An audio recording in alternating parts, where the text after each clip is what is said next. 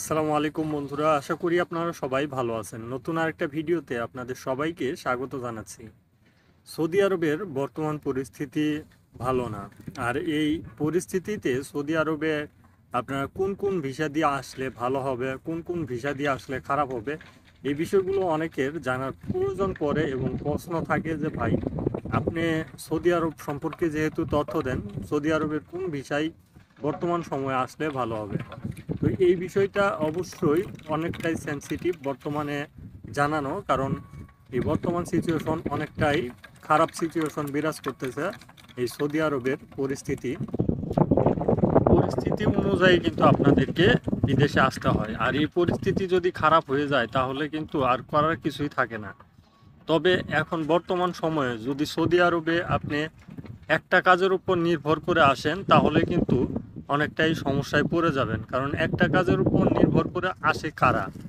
যে সকল প্রবাসীরা সাপ্লাই কোম্পানিতে আসে। কোম্পানির ভিসা তো বর্তমানে পাবেনই না, কোম্পানির ভিসা নাই। কোম্পানির ভিসাতে আসলে অবশ্যই আপনাকে সাপ্লাই কোম্পানি সিস্টেমে কাজ দিবে।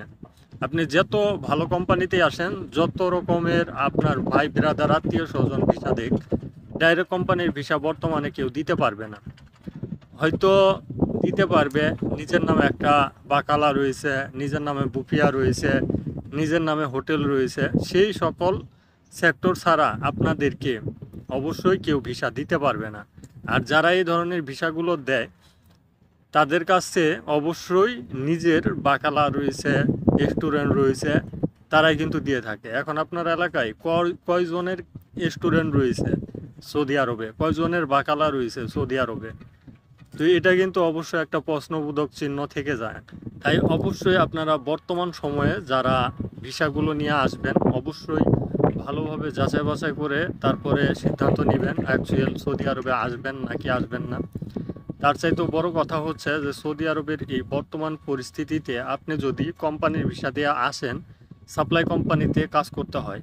আর প্রথমেই বলেছি যে একটা কাজের উপর বেসিস করে সৌদি আরবের বর্তমান পরিস্থিতিতে আসলে বোকামি করা ছাড়া আর কোনো কিছুই না। কারণ একটা পরিস্থিতি এবং একটা কাজ নিয়ে সৌদি আরবে আসলেন, পরবর্তীতে ওই কাজটা থাকলো না কিংবা ঝামেলা পড়ে গেলেন, তখন কিন্তু জটিল একটা সমস্যায় পড়ে যাবেন। কোম্পানিতে প্রবাসীদেরকে এমন সিস্টেমে কাজ করতে হয় যেটা আসলে অমানবিক। মানে আপনি ভালো একটা কাজ পেয়েছেন, আপনি একটা ভালো জায়গা পেয়েছেন যেখানে টাকা ইনকাম করতে পারবেন, যেখানে ভালো ইনকাম রয়েছে, কিন্তু সাপ্লাই কোম্পানি কোনোভাবে আপনাদেরকে ওইখানে যেতে দিবে না। যেখানে আপনি কাজটা পেয়েছেন সেখানে কোনোভাবে আপনাকে যেতে দিবে না। আপনাকে অবশ্যই বাধ্য হয়ে ওইখানেই কাজ করতে হবে। এটা কিন্তু করার কিছুই নেই, আপনি অবশ্যই ওইখানেই কাজ করতে হবে। যেহেতু আপনি একটা কন্ট্রাক্ট করে আসছেন, যতদিন তাদের কন্ট্রাক্ট শেষ না হয়েছে সে পর্যন্ত আপনি ছুটিতেও যেতে পারবেন না, ফাইনাল এক্সিটেও যেতে পারবেন না। বিভিন্ন ধরনের সমস্যা, আর এই সমস্যাগুলো ফেস করেই কিন্তু আপনাদেরকে অ্যাকচুয়াল কাজগুলো করতে হবে। তো জটিল জটিল সমস্যায় পড়ে কিন্তু আমাদের প্রবাসীরা জীবন পার করতেছে সৌদি আরবে।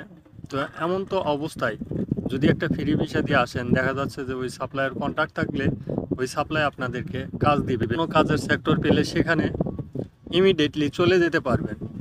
আর একটা সাপ্লাই কোম্পানিতে কাজ করলে ওই সাপ্লাইয়ের কাজ ছাড়া অন্য কোনো কাজ করতে পারবেন না, কিংবা ওই সাপ্লাইয়ের কাজ নেই, রুমে বসে রাখবে আপনাকে, যখন কাজ আসবে তখন আপনাকে কাজ দিবে। সাপ্লাই কোম্পানির বৈশিষ্ট্য হচ্ছে আপনি কাজ করলে টাকা পাবেন, কাজ করবেন না আপনাকে টাকা দেওয়া হবে না। হয়তো খাবারের টাকা কিছু দিবে, সেটা দিয়ে কিন্তু আপনি নিজেই চলতে পারবেন না। বাড়িতে কত কত টাকা পাঠাবেন এটাও কিন্তু একটা প্রশ্নবোধক চিহ্ন থেকে যায়। অনেক জটিল সমস্যা বর্তমানে সৌদি আরবের পরিস্থিতি অনুযায়ী অনেক জটিল সমস্যা চলতেছে। আর এই সমস্যাগুলো অবশ্যই বাংলাদেশে থেকেই আপনি যদি ফেস করে এবং ভেবেচিন্তে আসেন তাহলে অবশ্যই আপনার জন্য বেটার এবং ভালো হবে। আর ফ্রি ভিসাতে এক ভাই প্রশ্ন করেছিল যে ভাই 14-15 হাজার রিয়াল লাগে আমাদের ইকামা করতে। তো সেই ক্ষেত্রে আমাদের ফ্রি ভিসায় থাকা তো অসম্ভব ব্যাপার।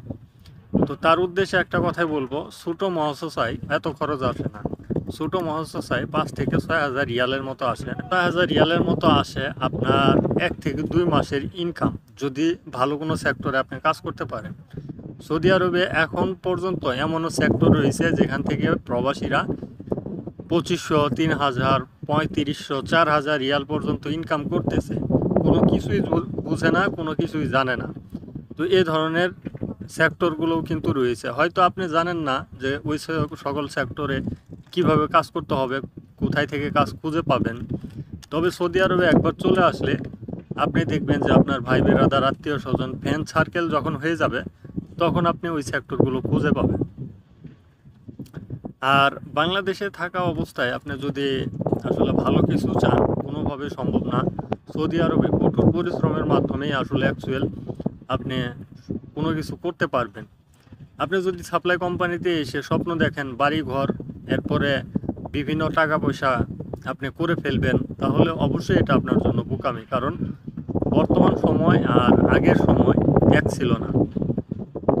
তবে এখন অনেকটাই নিয়মকানুন পরিবর্তন করা হয়েছে সৌদি আরবে। আপনার ইকামা 3 মাসের মধ্যে না দিলে আপনি যে কোনোখানে চলে যেতে পারবেন। আপনার 3 স্যালারি যদি আটকায় রাখে তাহলেও আপনি কমপ্লেন করে অন্য আরেকটা কোম্পানিতে চলে যেতে পারবেন। অথবা আপনার ইকামা এক্সপায়ার, আপনি 72 ঘন্টা পরে যে ট্রান্সফার হয়ে যেতে পারবেন। এই সিস্টেমগুলো আগে ছিল না, এখন কিন্তু নতুন করে এগুলো কার্যকর করা হয়েছে, যেটা আমাদের প্রবাসীদের জন্য অনেকটাই ভালো। আশা করি যে তথ্যগুলো আজকের এই ভিডিওতে দিলাম আপনারা বুঝতে পারছেন। তারপরেও ভিডিওর কমেন্ট বক্সে আপনারা জানাবেন পরবর্তী ভিডিও কী সম্পর্কে আপনারা দেখতে চান, সেই সম্পর্কে ভিডিও আনার চেষ্টা করব। আর ইদানিং একটু ভিডিও বানানো সমস্যা হচ্ছে, সেটআপ ঠিক করতে পারতেছি না। ইনশাআল্লাহ সব কিছু ঠিকঠাক হয়ে গেলে আবার আগের মতো আমি আপনাদেরকে ইনফরমেশন দেওয়ার চেষ্টা করব। আজকের ভিডিওটি এ পর্যন্তই। ধন্যবাদ সবাইকে। আসসালামু আলাইকুম।